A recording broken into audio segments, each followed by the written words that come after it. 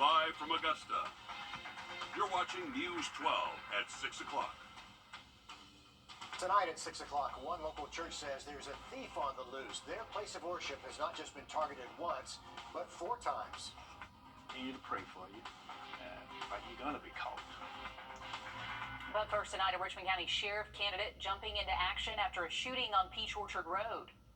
Right there at the Circle K, automatically just heard just gunfire, and it was a lot of gunfire. One person was hurt in that shooting, and despite gunshots ringing out, Bo Johnson leapt into action. He retired last year, but for 10 years he served in the sheriff's office. Johnson was also a federal air marshal and worked with the FBI. So what exactly unfolded during that shootout? Craig Allison live for us in the newsroom to break it down. Well, an argument that started inside led to gunfire as it moved to the parking lot. After the bullets rang out, Bo Johnson jumped into action. It's busy, normal, and you almost wouldn't think a shooting happened here at the corner of Tobacco Road and Peach Orchard just the day before. I don't know, I guess my training just kicked in. That's what I've been doing for 33 years. What I did wasn't exceptional by no means. On top of being post certified, he says he's certified as an instructor trainer, defensive tactics, firearms instructor, and has instructed all 3 levels of SWAT. What really surprised me the most was that happened in broad daylight, you know, that far out in South Richmond County. It's bad it happens anywhere in Richmond County, but it was kind of unusual, you know, to see it happen that far south. The report says Johnson tried to block the suspect's vehicle from leaving, but was unsuccessful. He says he not only followed the suspects along as far as Twig Street downtown, but was also relaying information to 911 dispatchers at the same time. Just thinking of all the people that were in that parking lot at the time, all the innocent civilians that were, you know, put in jeopardy, you know, by that gunfire, you know, and it just goes to show you how our criminal element in Richmond County is just they've become so brazen that there's no accountability. And we've requested the official 911 calls, but have still not received those back. We'll continue to keep you updated as we work to learn more. Excuse me. He's absolutely right. That could have been much worse for all those people around there. Yeah, fortunately it wasn't. Now we want to send things over to First Alert Chief Meteorologist Riley Hale. He's tracking some cooler temperatures ahead. Riley, what you got? Yeah, guys, we've got a little bit of a cool streak full forecast in just about 10 minutes. An April cold snap right there. Riley, thanks a lot. A 24-year-old is dead after a shooting at an apartment complex. This was Hepzibah last night. The Richmond County coroner says that victim is Gregory Campbell. They say Campbell was taken to a hospital where he later died. We're working to find out more about what led up to the shooting, including a word on any suspects. It is not the first deadly shooting in that apartment complex. Back in 2022, 30-year-old Joshua Hadnot was shot and killed. One man arrested and charged with murder in that case. A Straight Up storefront is not holding the SPCA thrift store back. Check out this long line of people eagerly there for their Canine Corral event. It's a fundraiser that just got underway, and you can see the community is showing up big time. If you forgot, last week a drunk driver barreled into the building, leaving them closed for several days. But some good news, tomorrow they should be back to normal operations, and tonight they are not letting that hold them back. Volunteers say they've set up some temporary repairs to reopen that Whiskey Road location, and if you'd like to head out tonight, the event goes until 8, so plenty of time to give them some love and some support. And it is great to see so many people lining the sidewalk there to help them get back on their feet. Such a community-minded place, so glad that everybody's showing up to help out. Lawnmowers, bricks, and more disappearing from a church. The pastor at Fielding Spring Missionary Baptist Church says a thief has hit their place of worship 4 times already. Each time the encounters have grown more violent, and he's concerned for his congregation's safety now. Hallie Turner has our story. This wooden fence was never part of the blueprint for Fielding Spring Missionary Baptist Church. But now the pastor says with a repetitive thief on the run, they're now using emergency funds to keep people off the property. But he's worried it may not be enough. They caught him on camera time and time again. So we have cameras all around the whole church, inside and outside. And so you can come on, but we'll see you.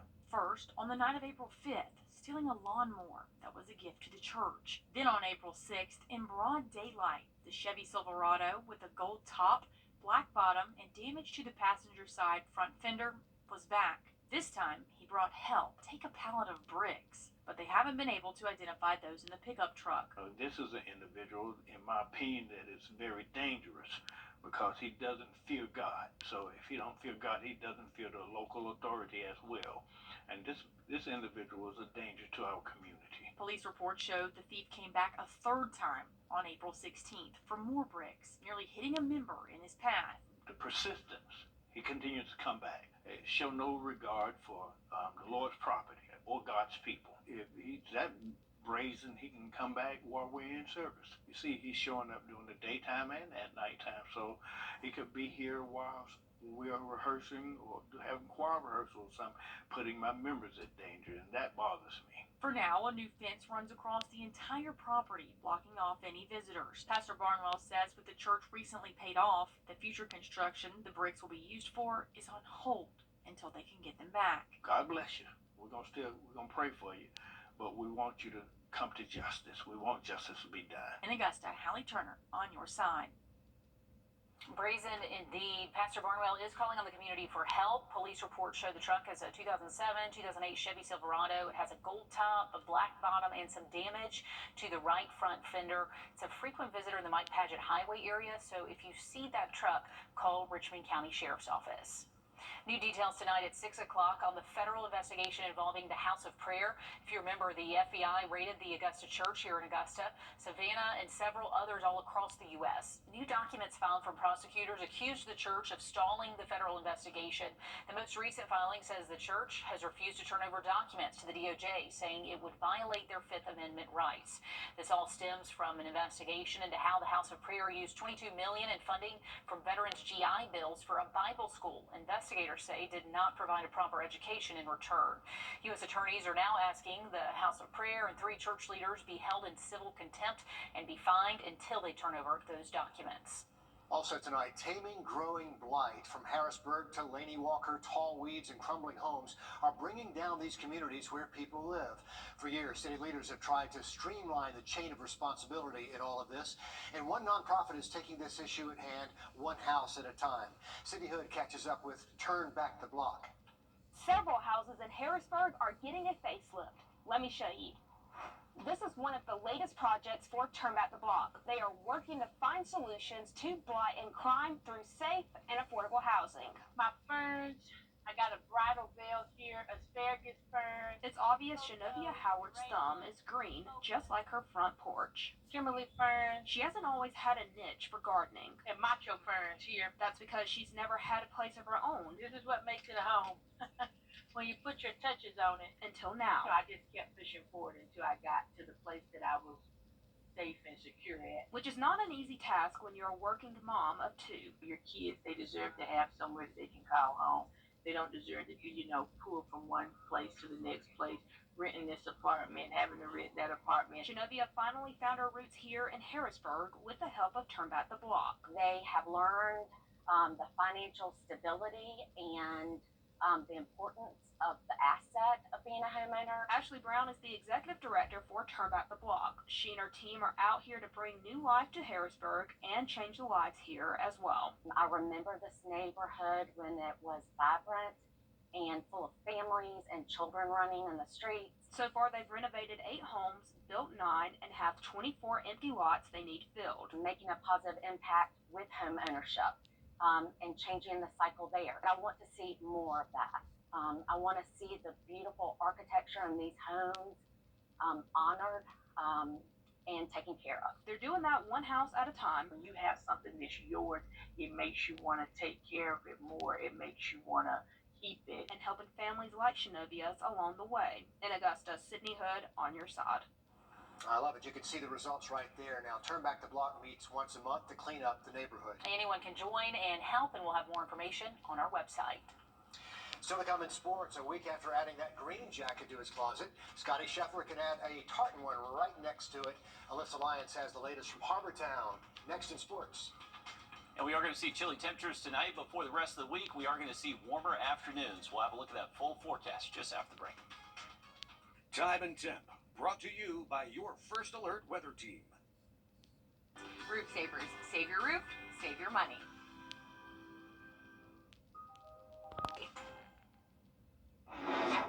Happening now, another live look at the Canine Corral going on right now at the SPCA thrift store in Aiken. This is a fundraiser just getting underway. If you forgot, last week a drunk driver barreled into the building, leaving them closed for several days. Good news is they should be back to normal operations, back open tomorrow, and they're getting some love tonight at that event that ends at 8. Tickets are $10, so head on out and get some good deals. Great turnout so far. That's right. Good for them. Okay, check this out. 36 artists busy at work for the 5th Street Bridge Mural Project. We caught the group in action a little earlier today. It's a week-long project for those selected out of 200 entries. This Saturday, we will celebrate all of their hard work with the 5th Street Mural Festival. That's from 11 to 1 right at 5th and Reynolds. To weather now, as we give you a live look from our camera up at Thurman Dam and check it. Looks to be a minimal threat for most spots. Not much rain this 7-day forecast, and temperatures should be hitting the 80s again by this weekend. On your sideline. It's almost like looking at a mirror and liking what you see. We know that doesn't happen too often. North Augusta softball was up against the wall against Midland Valley, and with the region title on the line, they got it done, keeping the region title streak alive. The title earns the Jackets another #1 seed in the state tournament. It also gives them the chance to host the 4th seed in the opening round of the Region 1 4A state tournament. With the win, the Jackets are now 16-5 and almost perfect in region play, with one more to go tonight against South Aiken. A rainy afternoon yesterday forced a Monday finish in Hilton Head. Scotty Scheffler was 5 strokes ahead of the field when play was called. With 3 holes to play, he ended it with a final round of 68.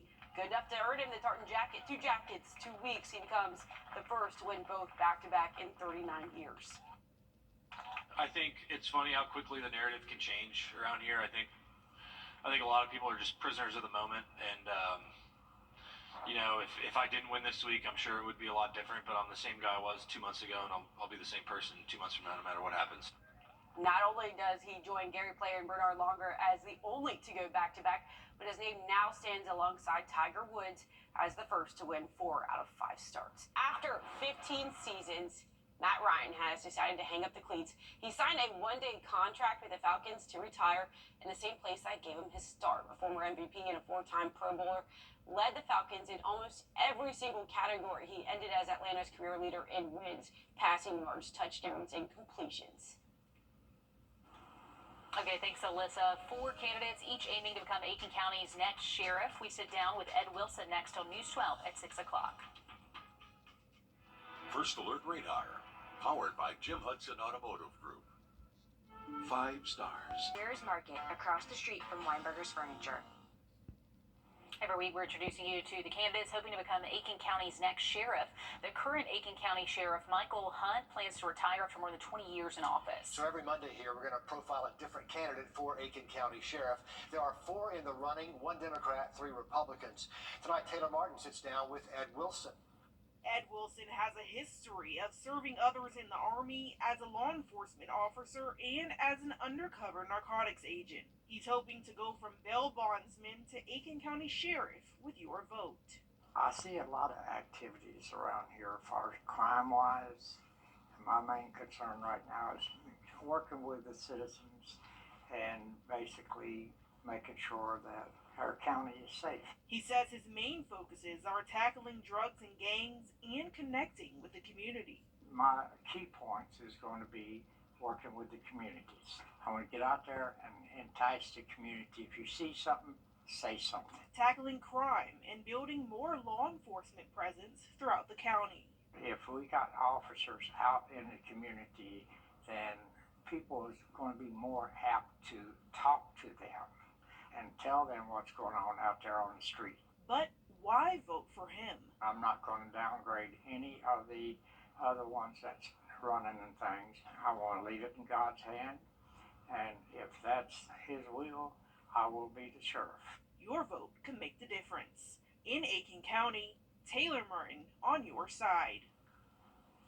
And we're going to have a link to that full interview on our website, wrdw.com. And if you live in Georgia, time is running out to register to vote before next month's primary election.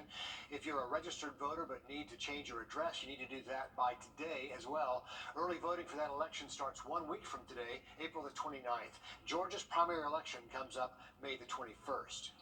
One local entrepreneur gave back to their community today. Key Green, one of the owners of 2K Cuts and Styles, held a free clothing and food giveaway over in East Boundary. They had items for all ages, no matter the need. During the event, we caught up with Green, who says they're from the East Boundary area. They saw a need in their community and decided to step up. It just was a thought that came to my mind one day. It was like, get up, do a giveaway. I ain't had no money at the time. I just did it. So it made me feel good. It made me emotional too. But I just thank God for being able to do it. And their next giveaway is going to be in June, and we're going to keep you updated when it gets a little bit closer. But doing good work out there. Absolutely. Good work, good cause, and good weather out there for it as well. We should stay nice and dry for tomorrow, but temperatures just gradually getting warmer over the next couple of afternoons. Another quick look at that 7-day forecast just after the break. Your safety comes first with the First Alert Radar Network. First just got faster. When bad traffic. Coming up tonight on the CBS Evening News. For our Heart of America, Good Samaritans come to the rescue of a 71-year-old driver whose car erupted in flames. We'll show you their heroic actions that helped save a man's life and a message from one of the heroes. That and more headlines tonight on the CBS Evening News. Well, here's a look from our Beach Island camera. This is actually zoomed in towards downtown Augusta. A beautiful afternoon across the region. If you are stepping out soon, our temperatures are in the mid-60s, but will quickly fall into the 50s later this evening. And then it's going to be late tonight and early tomorrow. We potentially could find some 30s on the map right at daybreak tomorrow morning. So a cold start to our Tuesday, but a little bit warmer afternoon. Afternoon high temps at least hitting the mid-70s tomorrow. Closer to 80 Wednesday, Thursday, Friday, and not much rain this 7-day forecast. We do it to be mostly dry outside of just a very low shower chance Wednesday. We have another live update for you at the top of the hour over on 26 News. Then we're back with more News 12 tonight at 11. We'll see you then.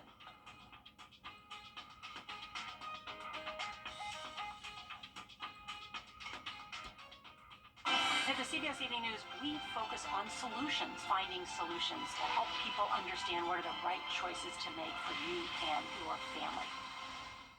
Foundation